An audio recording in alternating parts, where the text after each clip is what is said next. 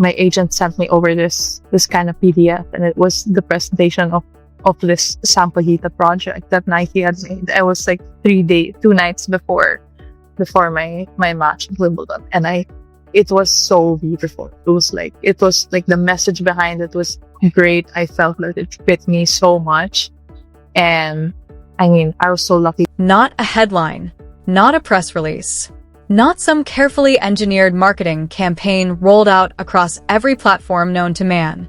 Just one name, spoken naturally, lived authentically, and somehow, that was enough to send shockwaves through the entire world of sports business. Alex Eala. If you've been paying even the slightest attention to tennis over the past couple of years, that name already means something to you. But what's happening right now, what's unfolding in real time across store shelves, social media feeds, and corporate boardrooms, this is a different level entirely. This is the kind of moment that people in the industry will be studying for years, trying to figure out exactly how it happened and why it hit so hard. And it all started with a podcast. Picture the scene. 2 professional tennis players sitting across from each other, having a genuine conversation. No script, no carefully rehearsed talking points, just 2 athletes talking honestly about life on tour. One of them is Jessica Pegula, a name that carries serious weight in professional tennis, a player known not just for her game, but for her credibility. When Pegula has a conversation, people lean in, and sitting right across from her was Alex Eala, relaxed, warm, and completely herself. Now, normally, podcast appearances come and go. Athletes talk, fans listen for a bit, and then everyone moves on to the next thing. But this conversation was different, because somewhere in the middle of it, Eala let something slip, or maybe it wasn't a slip at all. Maybe it was perfectly timed. She confirmed that her brand new Sampaguita collection with Nike was officially going live. That was the moment, right there. That was the spark. Within what felt like minutes, something extraordinary started happening across the Philippines. Stores didn't just see a bump in traffic, they were flooded. Filipino fans, who have been watching Ayala's rise with this deep, almost personal sense of pride, moved immediately. They didn't wait for reviews. They didn't wait to see what the collection looked like on someone else first. They just went, because they already knew, they already understood what this was. And that tells you something profound about what Alex Eala means to her people. Sport has always had the power to create icons. But the kind of connection that Eala has built with Filipino fans goes well beyond what most athletes ever achieve.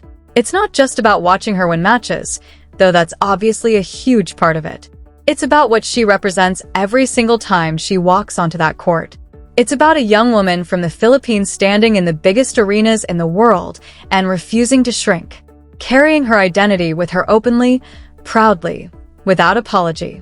And that's exactly what the Sampaguita collection is. For anyone not familiar, the Sampaguita is the national flower of the Philippines. Small, white, impossibly fragrant, it's been a symbol of the Filipino identity for generations. It shows up at religious ceremonies, at family gatherings, woven into garlands at moments that matter most. It's not just a flower. It's memory. It's heritage. It's home. Nike put that flower right at the center of Ayala's collection. A white shirt, a green background, the Sampaguita sitting right in the middle of it all like it belongs there, because it does. And then there's the hairband, the one that's become almost as iconic as Eala herself on the court. The same flower, the same symbol, now something fans could actually wear, could carry with them as their own small declaration of pride. Paired with white shoes that tie the whole thing together, the collection isn't just merchandise. It's a statement. It's a story told through fabric and design and meaning. The numbers that came back in the first week were, to put it plainly, staggering. Reports are projecting somewhere between $1 and $5 million in sales from this single collection drop within the opening week alone. Let that settle for a moment. 1 week, 1 collection, 1 flower. Numbers like that don't just happen by accident. They happen when a brand gets everything right, the product, the timing, the storytelling, and above all, the athlete. When all of those things align perfectly, you get moments exactly like this one. But here's the thing that a lot of people are missing when they talk about this collection. This didn't come out of nowhere. This wasn't Nike throwing something at the wall and hoping it would stick. This was the latest step in a much longer, much more deliberate strategy that Nike has been executing with real precision and real intelligence. Think back over the past year or so. Every major tournament, every significant moment in Ayala's calendar, Nike has been there with a new drop, a new release, something tied specifically to her identity and her Filipino roots. They've been testing what resonates. They've been watching what moves the needle. And each time, the response from fans has grown a little stronger. The numbers have climbed a little higher, and Nike's confidence in what they have has clearly solidified. They're not guessing anymore. They know exactly what they're doing. And Ayala herself, the way she talked about this collection during that podcast made it clear that this isn't just a business arrangement for her. When she described the moment her agent sent over the presentation for the Sampaguita project, you could feel how much it meant. She talked about receiving it late at night, just a couple of days before a match at Wimbledon, which, by the way, gives you some context about the kind of pressure she was operating under at the time. And even in that high-stakes environment, even with everything on the line competitively, she was moved by what she saw. She said the message behind it felt right, that it fit her. And when an athlete says something fits them in that way, they're not talking about the fabric. They're talking about something deeper. She understood what Nike was trying to say about her, about where she came from, and about what she means to her people. And she embraced it completely. That authenticity is what makes all of this work. You can spend millions on marketing campaigns, you can hire the best agencies in the world, you can build the most elaborate launch strategy imaginable, and if the athlete at the center of it doesn't genuinely feel it, fans will know. Fans always know. But when the emotion is real, when the pride is real, when the connection between an athlete and what they're representing is truly genuine, that energy is contagious. It travels. It converts. Now, let's talk about how we got here, because the contract announcement that came before all of this set the stage for everything that's followed. It started building at Indian Wells. Nike dropped hints. They teased something big. They let the anticipation breathe and build naturally, understanding that sometimes the lead up to a moment is almost as important as the moment itself. And then, just before Miami, they pulled back the curtain completely. They didn't just announce a new deal. They opened a gallery, an entire dedicated physical space, filled with the most iconic moments from Alex Eala's career so far. Images, achievements, milestones, all of it displayed like the art that it genuinely is. A gallery celebrating one tennis player, one story, one journey from the Philippines to the grandest stages the sport has to offer. That kind of gesture isn't just marketing. It's Nike saying, clearly and publicly, "We believe in you, we're proud of you, and we want everyone to see what you represent." On top of the gallery, they presented her with a custom pair of shoes designed specifically for her. Personal, symbolic, and deeply considered, exactly the kind of move that builds loyalty that no amount of money alone could manufacture.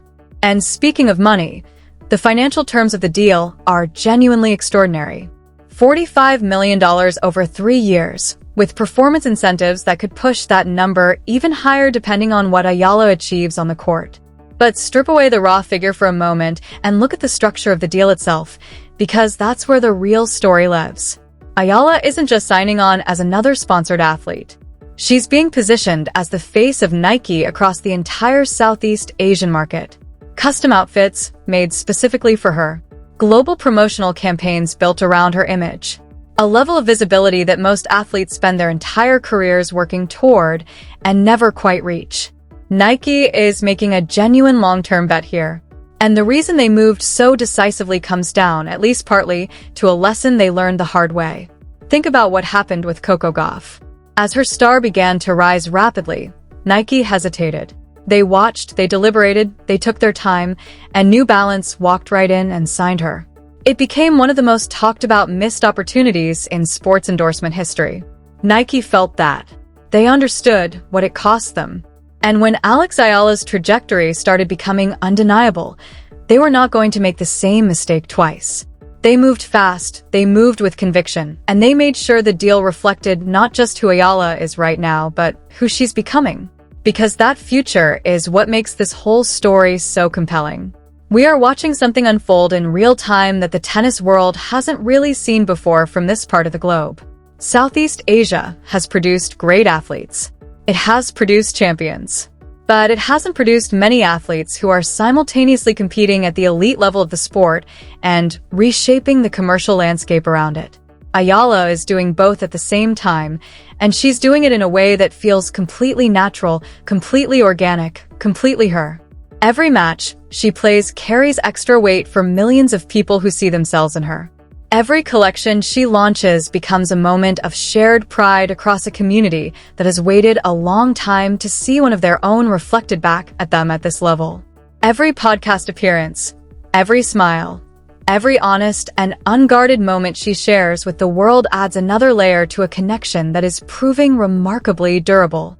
The Sampaguita collection sold out because it wasn't just selling a shirt. It was selling a feeling, a sense of belonging. A reminder that beauty and meaning and greatness can come from a small white flower worn close to the heart. And here's what I keep coming back to when I think about all of this. The gallery, the custom shoes, the $45 million deal, the sold-out collection, the podcast moment that set the whole thing in motion. Each individual piece of this story is remarkable on its own. But when you put them all together, when you step back and look at the full picture, what you see is something much bigger than a business deal or a merchandise drop or even a very good tennis career. You see the beginning of a legacy. Alex Eala is building something that is going to outlast any single collection, any single tournament, any single contract. She's building a story that her people will tell for generations, about the girl who carried the national flower onto the courts of Wimbledon and Roland Garros and the US Open and made the whole world stop and look. Nike didn't create that story. They recognized it. And to their enormous credit, they understood what they had before it was obvious to everyone else. This is just chapter 1. The gallery is just the first room. The Sampaguita collection is just the opening note of what is shaping up to be one of the most remarkable stories in the history of this sport. And if you're not paying close attention yet, you should be. Because whatever comes next from Alex Eala, you are not going to want to miss it.